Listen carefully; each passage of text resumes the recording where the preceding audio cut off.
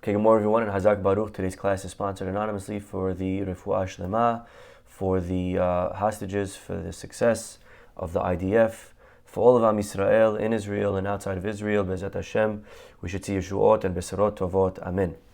My friends, Perashat Toledot, we have in it the very famous episode of Yaakov taking the blessings from his brother Esav. And I want to read today just a couple of verses and see how the Or HaHaim understands some of the ideas over here. A lot of times the Or HaHaim gives a new approach to how to understand the story, and sometimes he sticks with the general consensus. He just sheds light on some words, on some ideas. So today is going to be more of the latter type. He doesn't revolutionize the story, but he kind of explains the story. So let's see together the Or HaHaim, how he explains the story of Yaakov taking the blessings from his brother Esav. But first, let's read the text. Let's see the story inside, and then we'll see what the Or HaHaim has to add. The pasuk says, "Vayhi." It begins right here, chapter 27. "Vayhi ki zaken Yitzhak," and it was that as Yitzhak started getting older, "Vatichena einav merot," and he started to become blind. He couldn't see. "Vayikra et Esav beno hagadol." He called Esav his older son. Vayomer elav beni, vayomer elav hinen. He says, "My son." He says, "Yes, Dad." Vayomer hinena zakanti lo yadati yom moti. He says, "I'm old, and I don't know when I'm going to die. And therefore, sanach elecha tel yecha vekashtecha. Please take your sword, your bow. Vetzeh hasadeh vetzud ali tzayid. And please go out and get for me something to eat. Va'aseh li matamim. Make me some good food, like kasher ahavti, the way I love it. Vehavi ali, and bring it to me, ve'ochela, so that I can eat.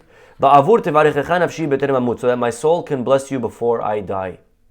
Okay, so basically Yitzhak is spilling the beans over here that he's ready to give the blessings to Esav, and he says, "I just need something to eat first, so go get me something yummy." Okay, you know how I like it. Prepare it with the gravy, right? With everything, with all of the extras, the spices, something nice. Okay, fine. Which, by the way, it's an amazing thing. You think about Yitzhak, one of the avot, one of the pillars of Judaism, one of the three, the big three, Avraham, Yitzhak, Yaakov. And what do we know about Yitzhak? What do we know about him? We don't know a lot. The Torah is very silent about Yitzhak. We know a lot about Avraham, we know a lot about Yaakov, but Yitzhak we don't know much about. And actually, the Or HaHaim in the beginning of our parasha had to say one of the 7 interpretations that he gave of why the first pasuk of the parasha has to reiterate that Avraham gave birth to Yitzhak. Those words, Avraham holid et Yitzhak. Why was it necessary to say this, that Avraham had Yitzhak? We knew that Avraham had Yitzhak. The Or HaHaim explains because it was rather telling us something novel that we may not have known. You may not know about Yitzhak's righteousness. So we had to tell you, Avraham, by the way, is the father of Yitzhak. Don't forget that. Okay? The apple doesn't fall far from the tree. Avraham, Yitzhak's like Avraham. So we don't know much about the greatness of Yitzhak. It's a little bit hidden. Even in the text, what do we know? What does it say great about him? We don't know much. What's very interesting is that one thing that it does say, seems to keep saying, is that Yitzhak loved food. Right? Think about how many times it says it. How much Yitzhak loved food. Yitzhak's life revolves around food. Right? I'll give you an example. Vayehav Yitzhak et Esav ki tzayid befiv. Yitzhak loved Esav. Rivka loved Yaakov. Why did Yitzhak love Esav? Ki tzayid befiv, because he would give him food in his mouth. Again, simple interpretation. Granted, there are deeper ideas that he would hunt and trap him with his mouth. He would trick his father. He would make his father think he's something that he's not. Right? But on the simple level, he liked him because he gave him good food. Which is, again, a wild concept that you should love someone because of food. Right? Kitzayid befiv. Food. Over here, he tells his son Esav, "Go out and get me food because I want to bless you. I need some good food." Not only that, but another time in the parasha we see food. Yaakov Avinu is making a lentil soup. Why is he making lentil soup? For his father, Yitzhak, who is a mourner, who's sitting for his father Avraham, who just died. So, and again, Yitzhak and food. It's a very interesting thing that Yitzhak likes food. Imagine, you said to me, "Rabbi, who's your rabbi, Rabbi?" People ask me that. Who's your rabbi? Who do you go to for advice, for halachot, questions? Imagine I told you, oh, my rabbi, let me tell you, my rabbi is Rabbi so-and-so. You go, oh, wow, I never heard of him. Tell me about him. I said, well, this rabbi, he goes to reserve cut once a week. At least once a week, he's in reserve cut. I mean, the guy, let me tell you, he knows his wine. Psh. You give him a wine, he'll tell you which region, he'll tell you which vineyard, which barrel. The guy, a good steak, not only good steak, he likes his meat. He has it at temperature of raw, like that's how sophisticated his palate is. You know what I mean? You're like, whoa, this is your rabbi? That's the first thing you have to say about your rabbi? He's a guy who likes meat? Tell me something. He finished Shas. He gives a class to 1,000 people every day. Like, tell me something, a little bit more spiritual. Food? Yitzhak loves food. He didn't like food. He loved food. He loves food and he loves his son because of it. But I heard something beautiful from my YY. He says, Yitzhak was not a dummy. Yitzhak was a very smart person. Yitzhak was one of the Avot. Yitzhak had 2 sons. He had Esav and he had Yaakov. And a guy like Yaakov, a kid like Yaakov, is a parent's dream. He's a goody two-shoes. He goes to school, he comes back on time, you never have to worry, you don't even have to go to PTA because the teachers are just going to praise you. And he gets 100 on every test, and he sits down and he's learning, and he's saying Birchat HaMazon, and he stands around the Shabbat table, and he's singing, and he's doing, and he's listening, and he goes to class, and he's studious, and he's academic, and he's right? A parent's dream of a child who sits and he obeys. Yaakov Avinu was Yoshev Ohalim. Yaakov, he sat and he learned, he was connected. Yitzchak, he didn't have to worry about connecting to Yaakov. There's a connection. It's obvious what the connection. You sit and you learn. The kid's saying, Daddy, could we learn? But what about your son Esav? Esav doesn't want to learn. Esav doesn't feel connected to praying. That's not what he likes. What does Esav do? Esav's a man of the field. Esav's got a little ADHD, right? You know what ADHD stands for? Attention deficit. Right? AD, attention deficit. HD. What does HD stand for? Oh, hey, donuts. Right? Attention deficit, hey, donuts. Okay? So, Esav is that type of kid. His mind's all over the place. He enjoys the field. He likes to go out. He likes to hunt. He likes the animals. He's a little bit less, in the classroom. His mind's in recess all day. Yitzhak says, how do I connect to my son Esav? How do I connect to him? So you know what he does? He starts to love food. Yitzhak didn't like food. But if my son likes food, so I like food, because that's the bridge. That's the connection. That's how I'm going to get to him. Like you have sometimes a couple that one spouse likes sports. So the other spouse says, okay, I want to have a common denominator. I want to have common ground. So I start liking sports. How many parents start doing things, liking things for their children that they don't like? But if this is what my kid likes, so now I do like it, right? My kid likes the Yankees, so I like the Yankees, and I'm going to start reading up on the Yankees, and I'm going to study so that when my kid comes home, I could talk to him about the Yankees. Yitzhak didn't like food for food's sake. Yitzhak loved Esav. So for Esav's sake, now I like food, because when my son comes, I have an excuse. I have a reason to say, hey, Esav, what's going on? Let's go out. Let's go hunting. The hunting was wasn't the goal. The hunting was just an excuse to be able to spend time with him. You see the greatness of Yitzhak? Yitzhak was not a man of food. He didn't care he knew that if I want to talk to my son, if I want to connect to my kid, I got to find the common denominator. What's the common ground? A different way of understanding parenting, by the way. Our job as parents is not to bring our children to us, but for sure today's generation, we have to go down to our children. We have to find what they like. What do they enjoy? We have to get into their world. We have to get into their world. It's not like it used to be. It used to be your kid's world was your world. What do you like in your kid? He grows up in that world, and whatever you teach, he's going to do. The world was very small. He grew up in a little town. He knew a few people. They were probably his father and his uncles and his grandpa and grandparents and whoever. And that was his whole world. That's all he knew. And whatever you gave him, he knew. That's what he liked. You like, so he becomes like you. Today, the world's much bigger. It's a very different world today. Today, the kids' role models are not his father and his uncles and his grandparents. Today's role models, unfortunately, are people here. Most of, and very quickly, he's going to leave and go out into the world and get influenced by other things. And today, we're not on the offensive anymore. I think parents realize today, very quickly, kid could walk out. They're not afraid. They say things like, "Oh, I don't need you. Don't you dare, right? Don't you dare tell me what to do. I could go out and my friend will happily take me," right? Today, we live in a world that it's very big and welcoming to lonely people. And we know that as parents, we have to do whatever we can to try to make sure we build a quick connection. Because once they hit 12, 13, 14, it's very, very late already. It's very hard. Very hard. And we got to build the bridge right in the beginning. We got to try to do it as fast as we can.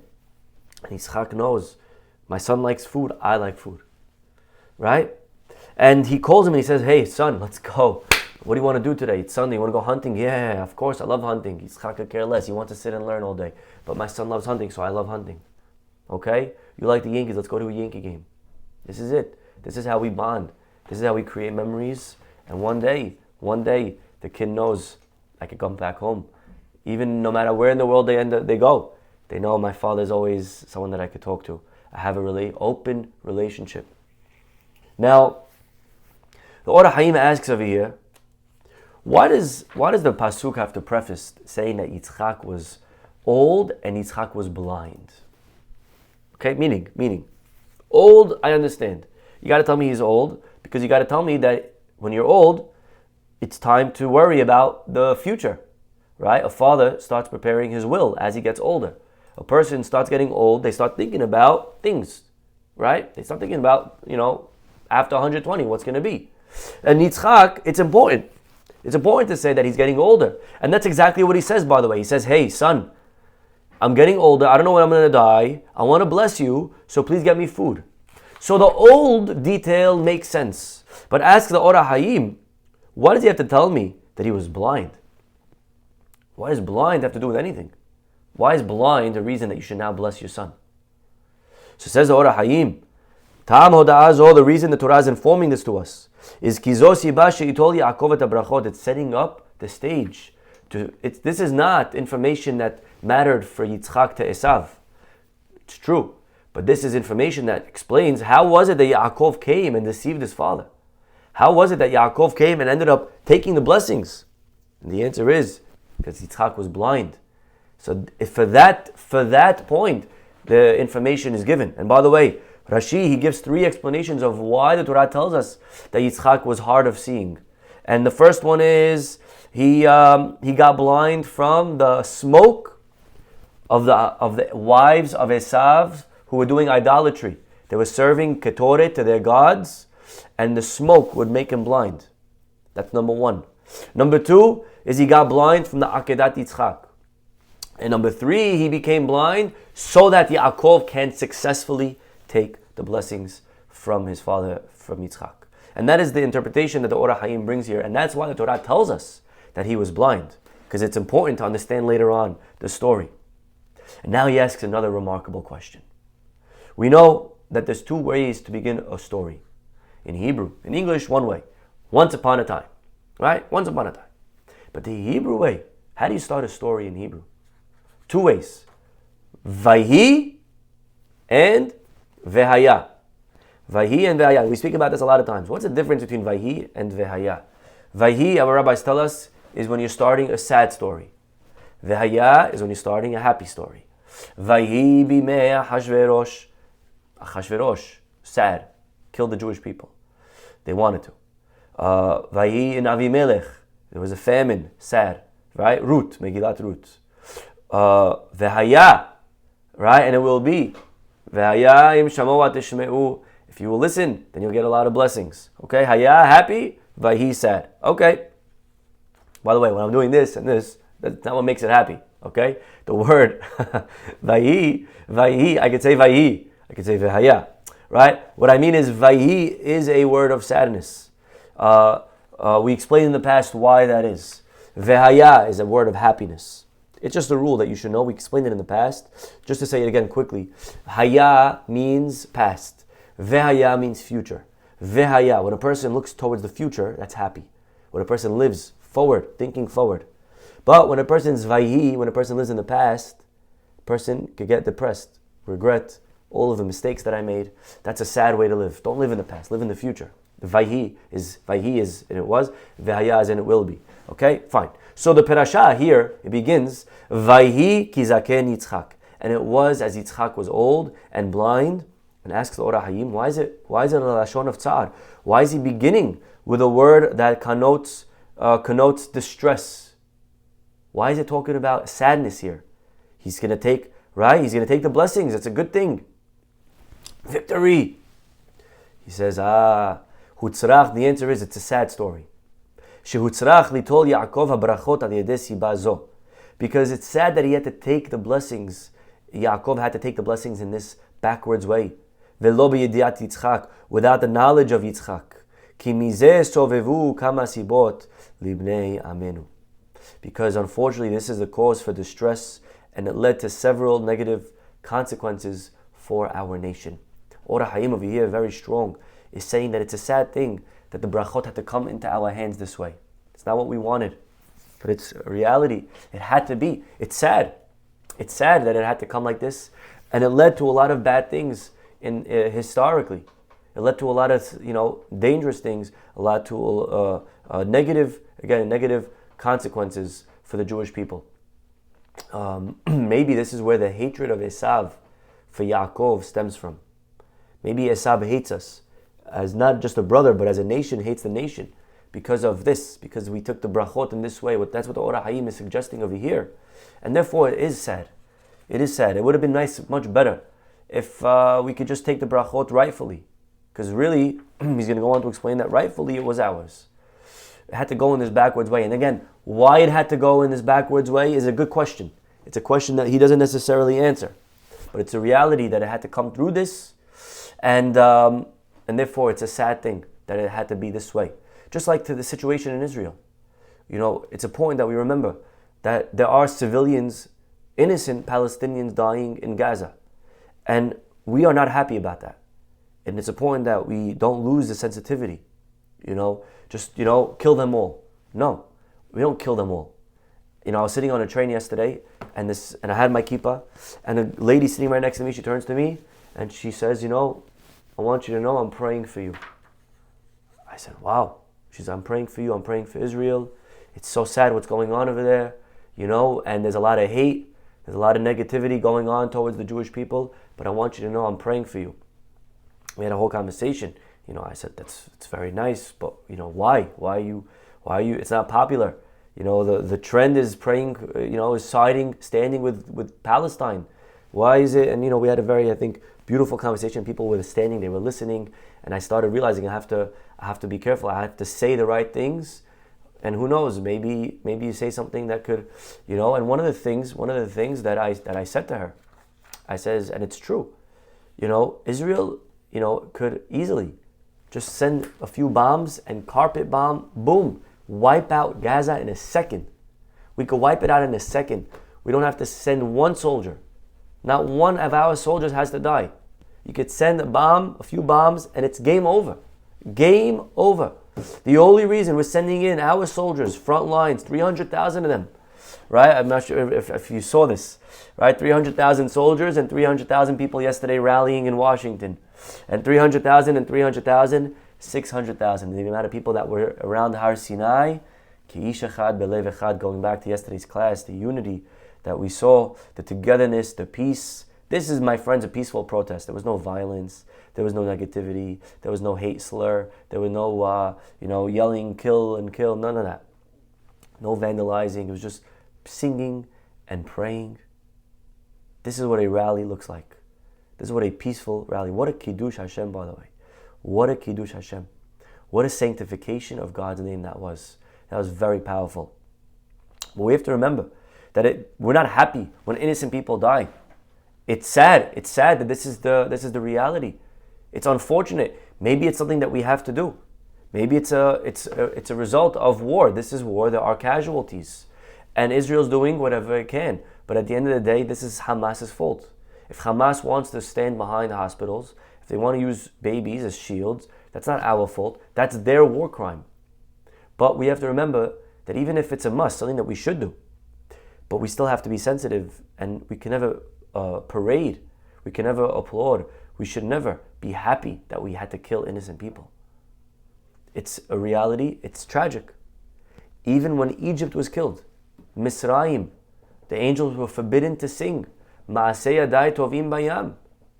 The Torah over here is teaching us that sometimes you have to do something, but it doesn't mean that the feelings need to now be disengaged. Just because I kill people doesn't mean that I should be proud of it. We have to kill, but it's unfortunate. We have to cry. We have to cry that innocent people have to die. Not that we shouldn't do it.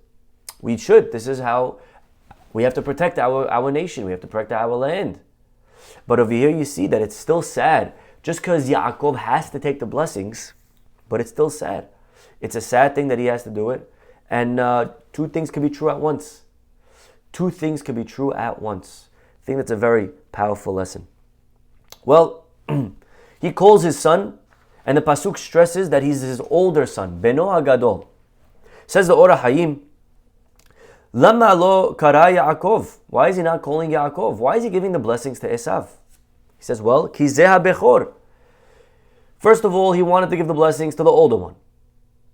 Ulai, and furthermore, maybe lo yada meha-mecher. And you'll say, Rabbi, he didn't know. He wasn't the older one because he rightfully sold his birthright to Yaakov. Says Ora Haim, you're right, but maybe Esav didn't know that. Yitzhak didn't know that. Maybe Yitzhak wasn't aware of the sale. He's still under the assumption that Yaakov is the younger and Esav is the older. And therefore he calls Esav the older one. Okay, fine. But one second. Even if he's the older one, is that a reason to give him the blessings just because you're the older one? If you have a few children and one of them, the older one is doing unfortunately not good things, and they're very, very corrupt, and they're backstabbing and they're cheating and they're stealing, right?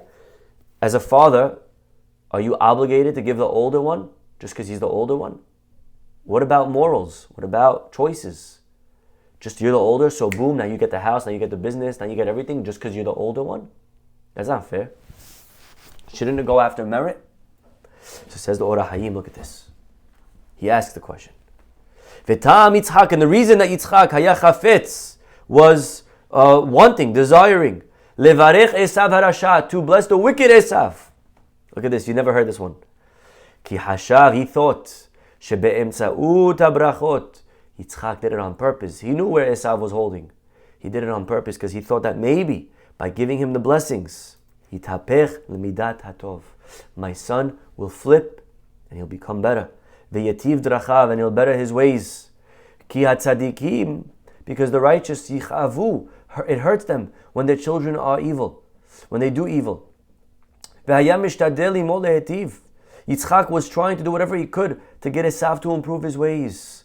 Ve'efshar shaya mo'il, and by the way, he says, it's very possible that it could have worked. If Yitzchak's blessing would have gone to Esav, it may have worked. It may have made him better. Esav may have returned. When Esav gets a blessing, because what happens in life, when sometimes we get bracha, we shape up. We realize, wow, God is good to me, I got to be good to him. Yitzchak was hoping, let me just give Esav a little bit of taste of blessings, of success, a little bracha in his life. And then maybe, just maybe, he'll start becoming better. He'll start going to shul more. He's, look, you see Esav, look what happens. You went to shul, look, you got a big deal. Look, you see, you keep Shabbat, the Yankees win. Look, you see, he was trying to incentivize Esav to get more religious, to get closer to Hashem. That was his goal. So he says, let me give him the blessings. What's the big deal? Give him $1 million, and hopefully he shapes up, right? It's worth it. That was Yitzchak's plan. And not only that, it's a plan that could have worked. If Yaakov didn't come and sabotage, if he come and didn't take the blessings, it may have worked, that Esav would have returned. Like we find, he says, this is not the only time that Esav was given a chance to maybe get back. Where else do we find a similar idea? Anyone know? Maybe Esav would have done tshuva.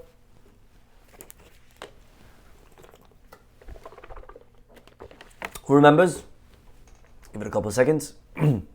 Maybe Esav would have done tshuva. Remember when Yaakov comes back after 20 years and he sees his brother Esav? He puts his daughter Dinah in a box. He hides her because he didn't want Esav to look at her. And now rabbis say, Ne'enash Yaakov. Yaakov was punished by doing this. His daughter Dinah later was abducted and raped by Shechem. Why? Ne'enash is a punishment.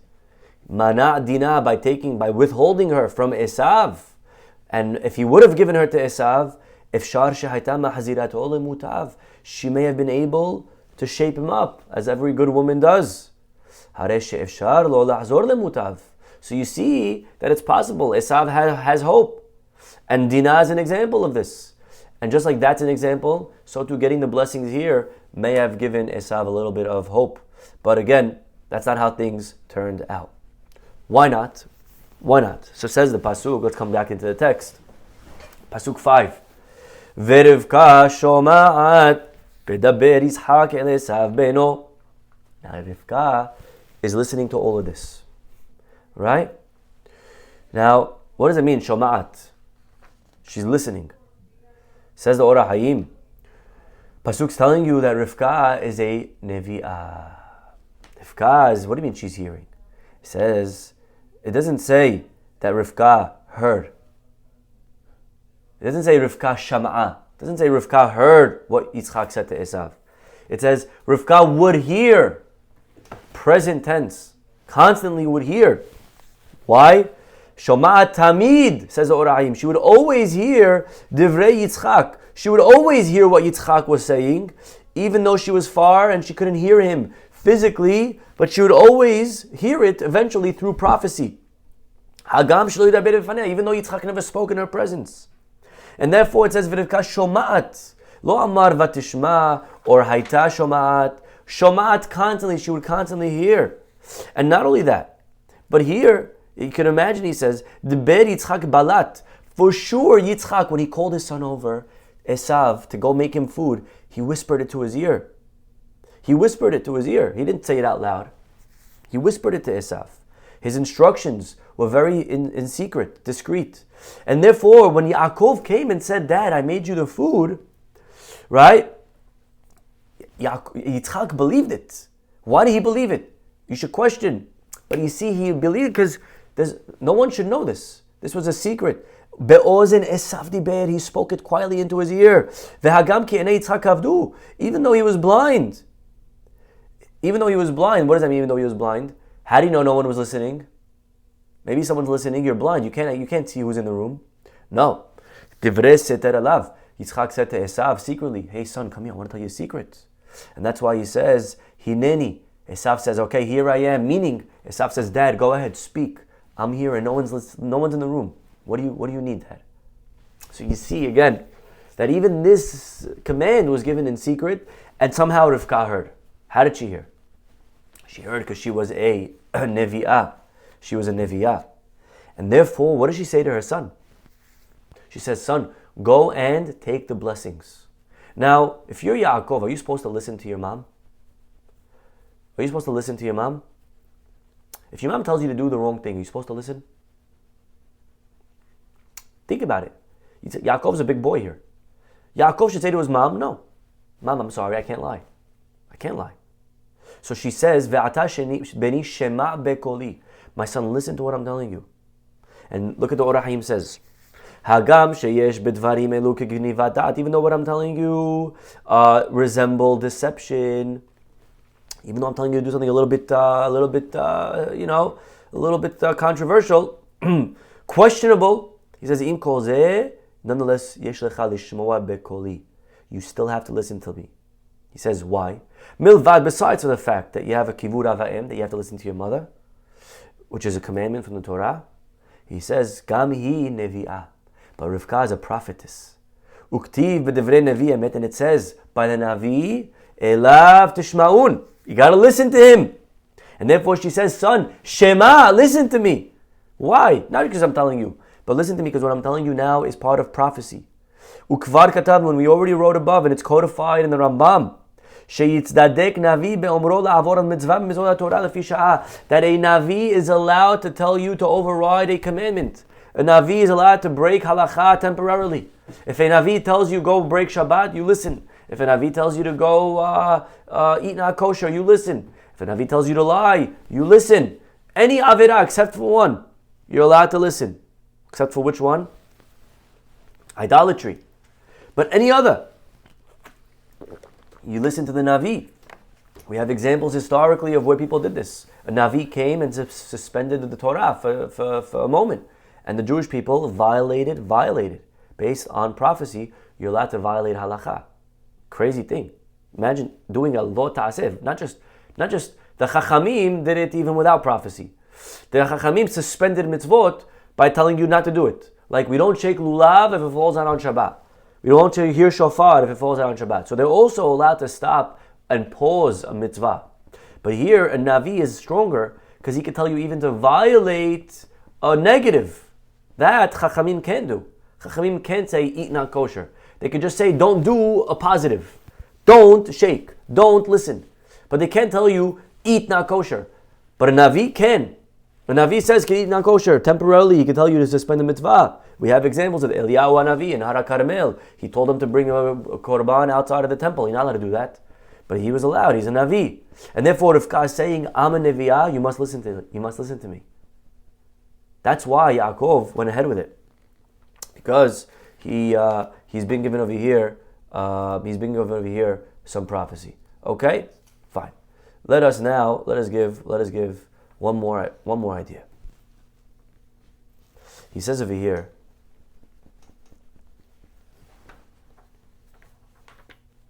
in general, like you read the story, and it looks like Rivka, she's got something against Esav. What does she have against her son Esav? Why is she always siding with Yaakov?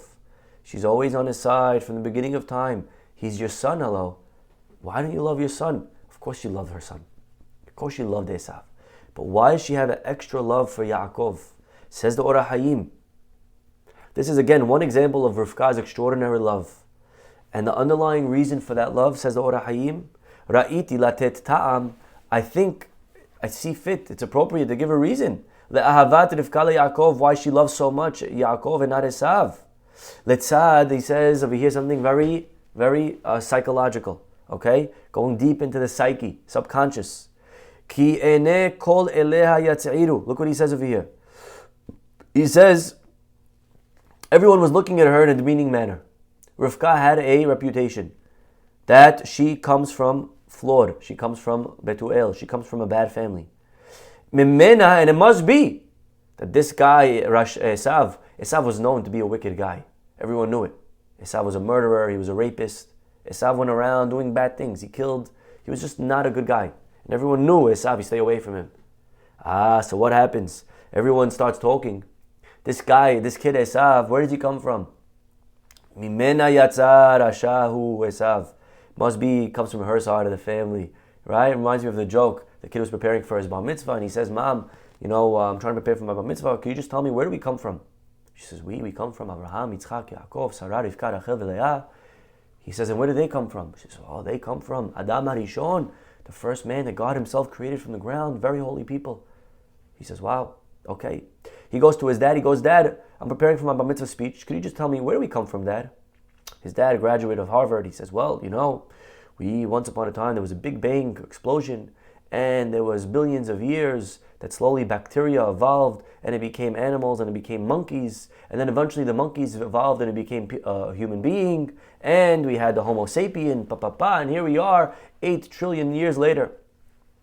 So the kid goes, Mommy, I'm all confused. She goes, why are you confused?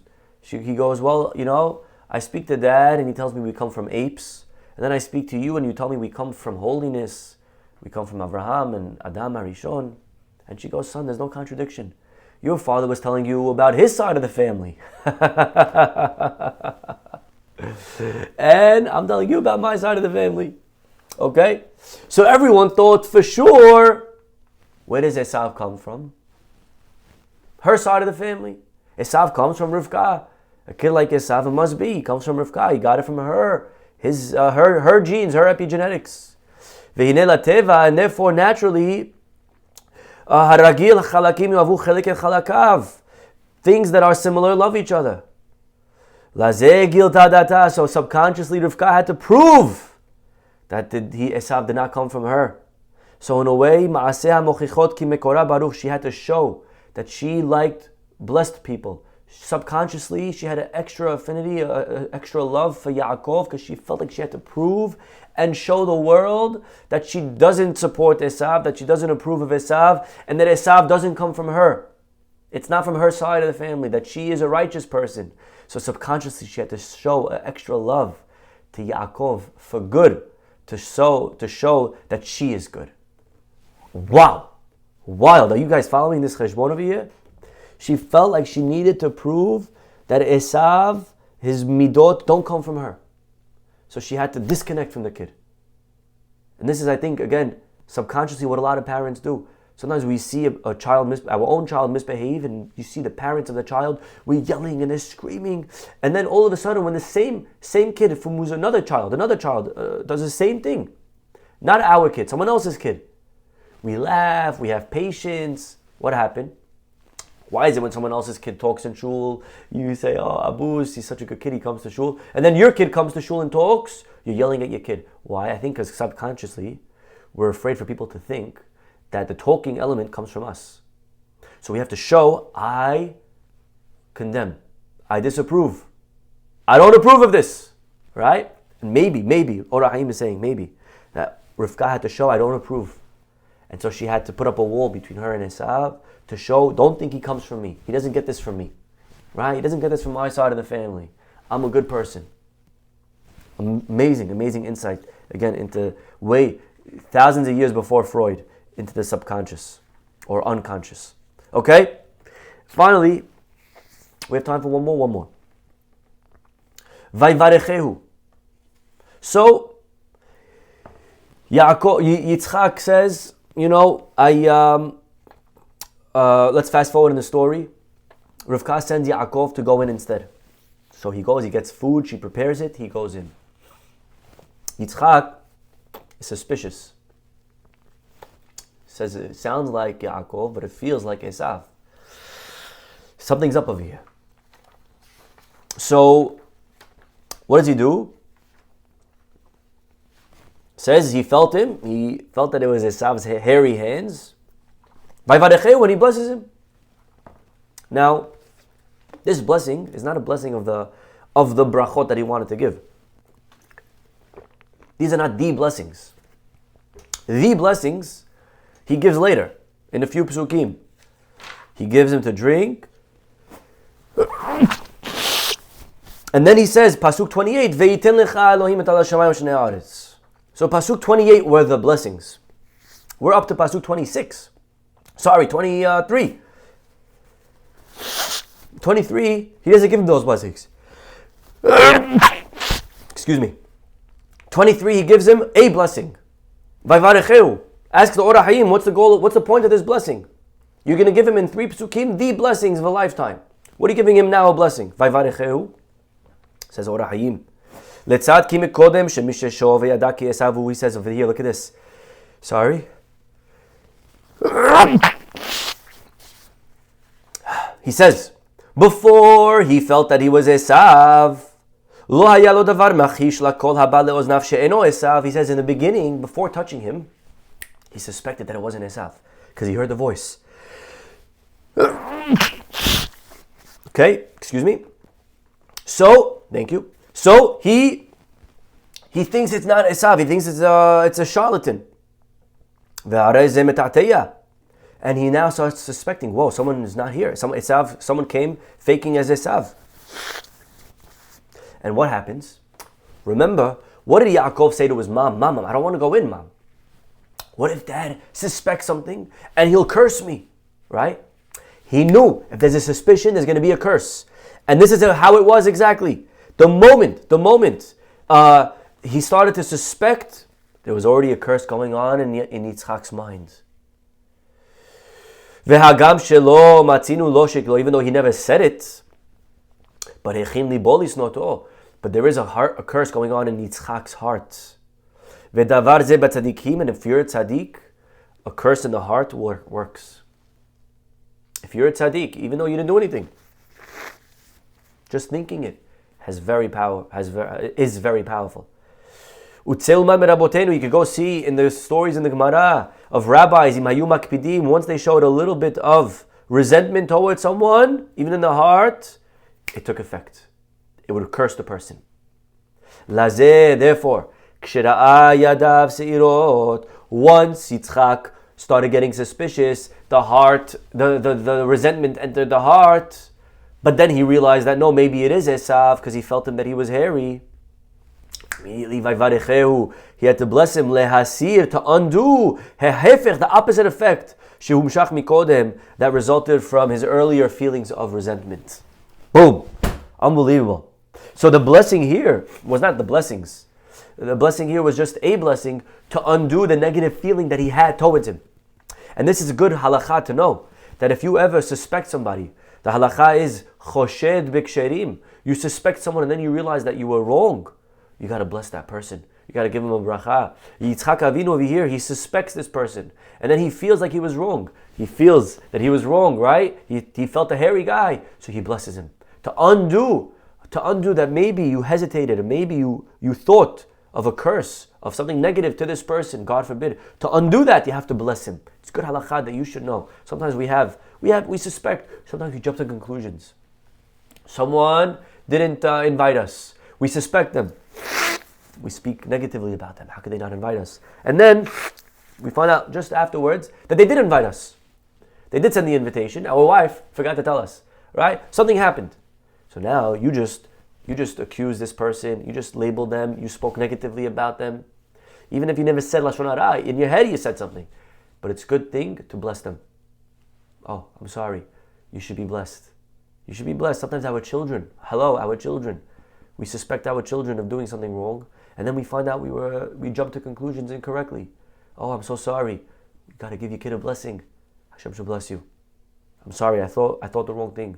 You should be blessed. You should be gebenched, right? You should be blessed. Hashem should bless you. It's a beautiful way, a beautiful lesson to learn over here again from our parasha.